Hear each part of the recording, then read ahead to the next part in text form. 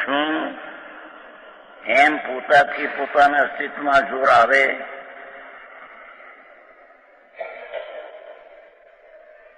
હું છું, અસ્તિ છું, મોજૂદગી ચીજ છું, હયાતી ધરાવનારું સત્તા છું, હોવાપણે રહેનારું એક ચીજ છું. હા હા હા.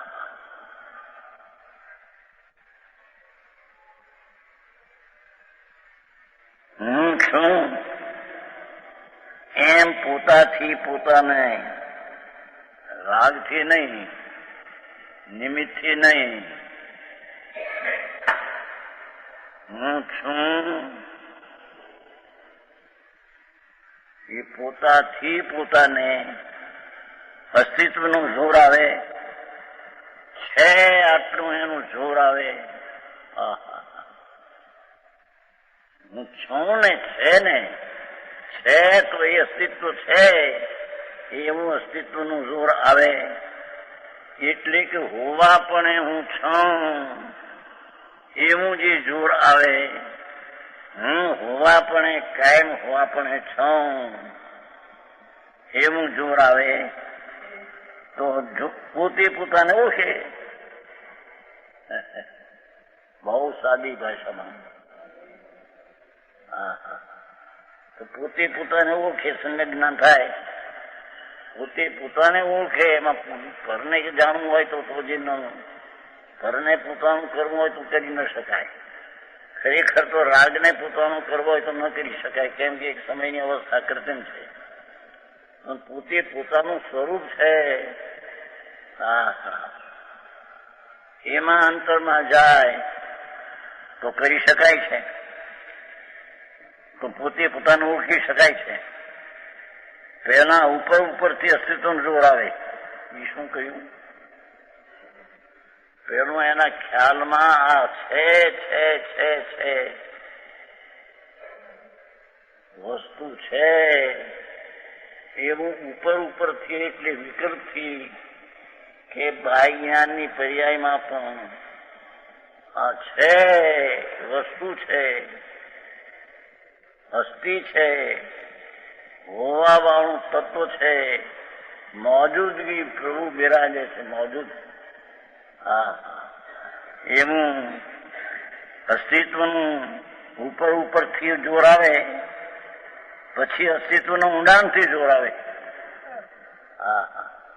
પછી અંતરમાં જઈને ઊંડાણથી જોર આવે. ઘણી સાદી ભાષા, મૂળ મર્મ આખો છે. શું કહ્યું? આ છે જ નહીં ચીજ કે અંદર. હું હો, તું ને તે નહીં. હું છું એવું પોતાથી પોતાને હોવાપણાનું, અસ્તિત્વનું, સત્તાનું, મોજૂદગી ચીજનું જોર આવે, પોતે પોતાને ઓળખે. ત્યારે પોતે પોતાનું જ્ઞાન કરે ને જાણે આ ચીજ મૂળ છે એ રહી ગઈ. વાતું કરી બધી ઉપરની બધી જિંદગી પૂરી કરી નાખી. વ્રત પાડ્યા ને સમાજનું કરીને ધૂળે નથી, સમાજ ક્યાં હતી? એ વસ્તુ છે આખી પરમાત્મા સ્વરૂપ પોતે. એના હોવાપણાનું પર્યાયમાં જોર ભાષવું નહીં, ત્યાં સુધી અંદરમાં જઈ સીધી શકે. અંદરમાં ગયા વિના એનું તળિયું હાથ ન આવે, અને હાથ આવ્યા પછી પણ અંતરમાં રમવા માંડે આનંદમાં, એને ચારિત્ર કહેવાય છે. આ તો મારની બહારની વ્રતને ક્રિયાના લુગડા ફેરવાને ચારી છે, ધૂળી નથી. છેતરાઈ ગયો છે અનાદિથી.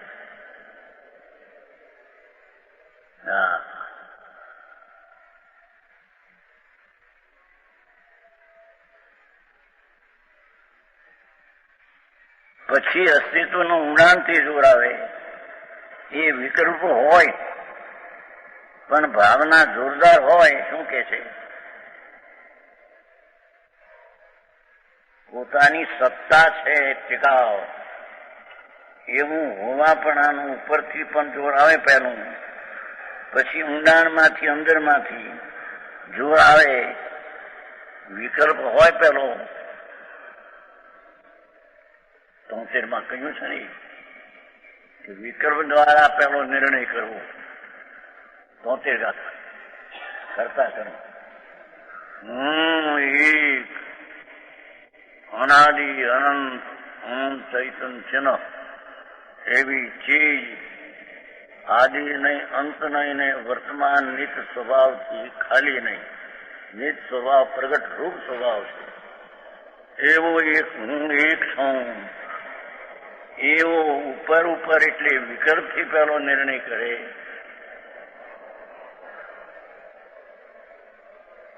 પાંચે ઇન્દ્રિયોના વિષયોને લક્ષમાંથી છોડી દઈ એકલું માનસિક કલ્પનાથી એ નિર્ણય કરે. હજી હા, એમાંય પણ ધીરજ ને નિવૃત્તિ કેટલી જોઈએ છે. હા,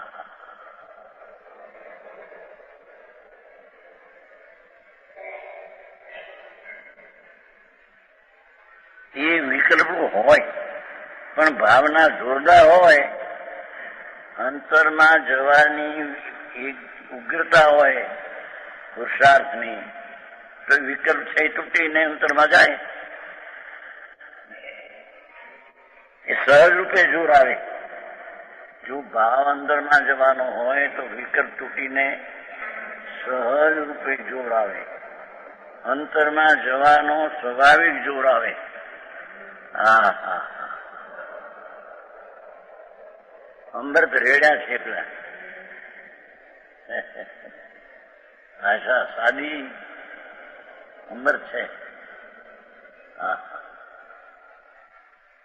એક વાર તો મજ્જસ પ્રાણી જો હોય વાંચે નથી, એક વાર તો ગર્વ ઉતારી નાખે એવું છે.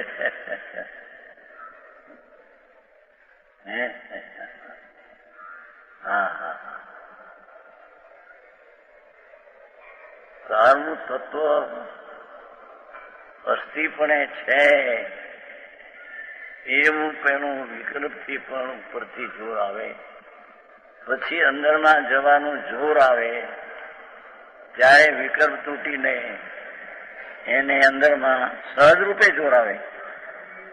વિકલ્પથી હતું એ પછી સહજ રૂપે આવે. હા હા, આવો ઉપદેશના આવી વાણી કે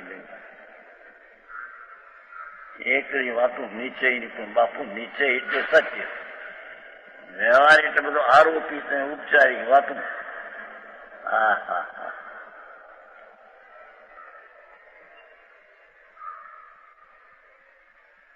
સહજ રૂપે જોર આવે. ભાવનાની ઉગ્રતા એટલે શું? વસ્તુ પૂર્ણ સ્વરૂપ છે એવો ભાવ, એની ભાવનાની ઉગ્રતા.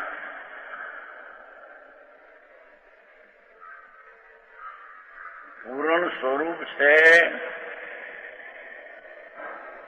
અસ્થિપણાનું સહજ જોર અંતર આવતા અંતરમાં ભાવનાના ઉગ્રતાથી ભાવ તો ટીકાય છે પણ એની વર્તમાન દશાની ભાવનાની જોરથી વિકલ્પ નહીં, નિર્વિકલ્પ ભાવનાના જોરથી.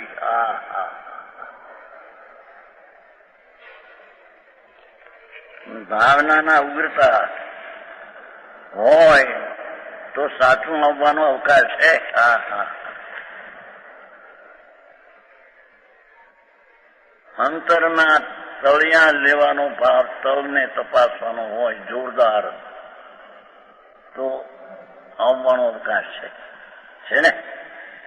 સાચું આવવાનો સચ સ્વરૂપ પ્રગટ થવાનો હવે ક્યાં અવકાશ છે? આવી વાત છે.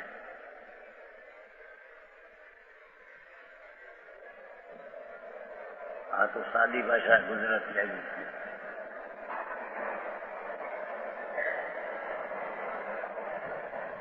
હજી તો આમાં અનેક બીજી ભાષાઓ થાય છે.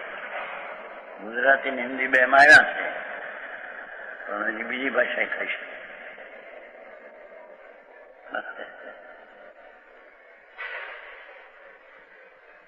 આખા હિન્દુસ્તાનમાં ઢંઢેરો પીટાય છે. એ વાત છે બાબા, એવા કોઈ કાળે આવી ગઈ છે. હાથમાં જ આવ્યું ત્યાં તમે કહી કે લાખ જોઈએ પુસ્તક આપે, 1 લાખ. ત્યાં રામજીભાઈ વાળી 25 એક હવા લાગી ગઈ. હા હા, વસ્તુ તો જો. હા હા,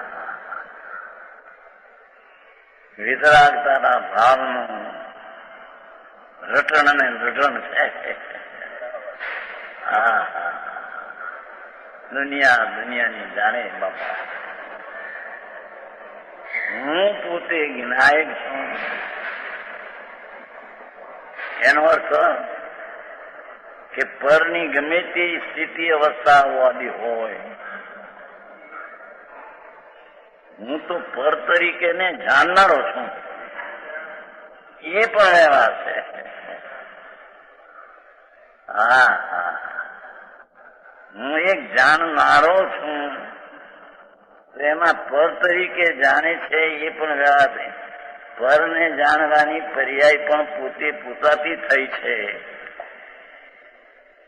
એ જ્ઞાયકપણાને જાણ્યો એટલે જ્ઞાયકને જાણવાની દશા, અને જ્ઞેય પર બધા અનંત સિદ્ધો ને અનંત નિર્ગુણો. હા હા, પંચ પરમેષ્ઠી ત્રિકાળી એ બધા પર. હા હા, હું વિનાયક ને એ પર, એમાં બધું સમાઈ જાય છે. પછી પરનું જાણનારો હોવાને લઈને પરને જાણે એમ કહેવાય. ચોથું બોલાયું ને, માવો જો સો સોચ્યો, જાણ્યો તે જાણ્યો છે. ખરેખર તો વિનાયક છે એમ જ્યાં જાણ્યો, એમાં પર છે એ મારામાં નથી, છતાં પર છે એનું જે જ્ઞાન થયું એ જ્ઞાન જ આત્માનું કાર્ય છે. અને આત્મા જ એનો કરતા છે. એ જણાઈ ચીજ જે છે ત્યાં જાણ્યું છે એવા ભાવનું પર ચીજ કરતા નથી. હા હા હા હા,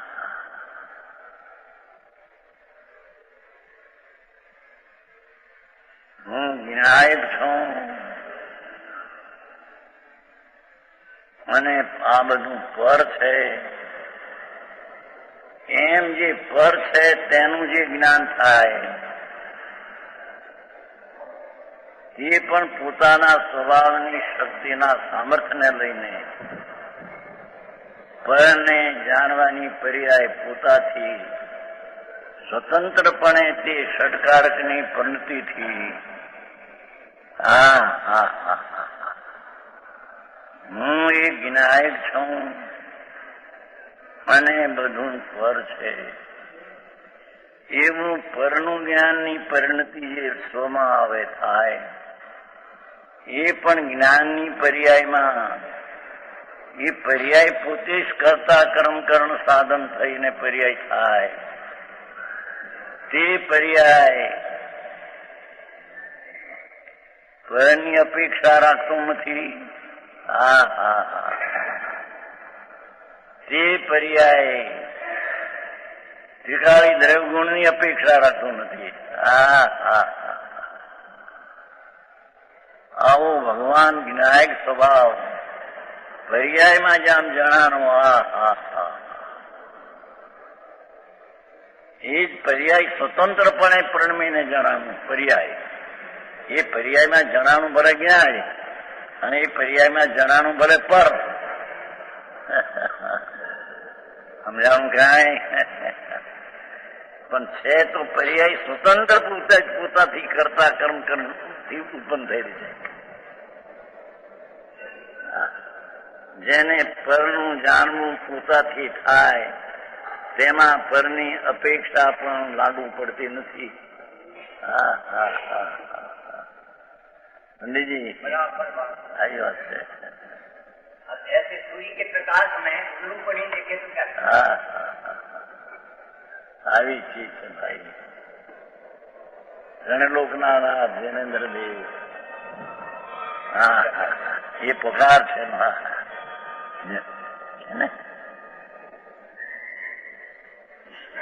સાચું આવવાનો અવકાશ છે. જો ત્યાં પૂરું થયું વખત